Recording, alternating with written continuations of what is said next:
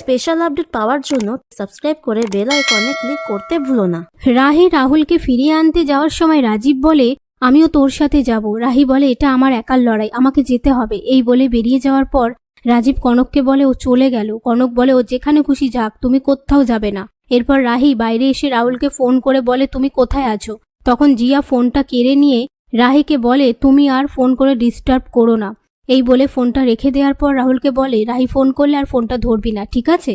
তারপর একজন মহিলা স্কুটি রাখলে রাহি স্কুটিটা নিয়ে যেতে গেলে লক্ষ বলে তুমি কোথায় যাচ্ছ। রাহি বলে এটা ওই মহিলা স্কুটি, আমার হয়ে ওনার কাছে ক্ষমা চেয়ে নিও।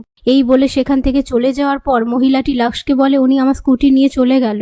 লক্ষ বলে আমরা আপনার স্কুটি ফিরিয়ে আনতে যাচ্ছি। এই বলে মিমোর গাড়িতে উঠে পড়ে আর তারা রাহিকে ফলো করতে থাকে।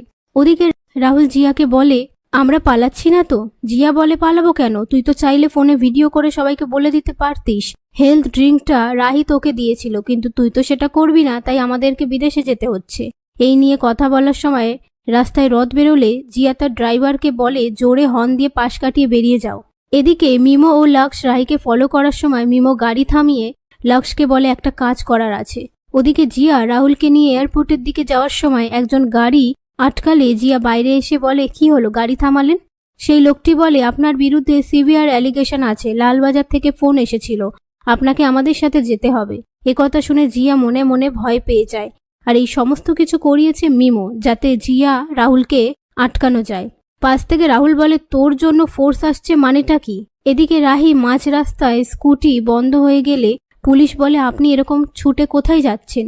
তখন রাহি বলে আমার স্বামী বিদেশে চলে যাচ্ছে, আমাকে এয়ারপোর্টে যেতেই হবে। পুলিশ বলে এটা কোনো কথা হলো, এর জন্য আপনি রাস্তায় এভাবে ছুটবেন।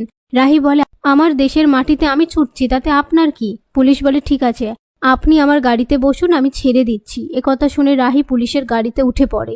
ওদিকে জিয়া রাহুলকে নিয়ে গাড়িতে ওঠার সময় রাহি এসে বলে কোথায় পালাচ্ছিলে রাহুল রায় চৌধুরী। জিয়া বলে আমাদেরকে যেতে দাও, না হলে হোর্ডিং বন্ধ হয়ে যাবে।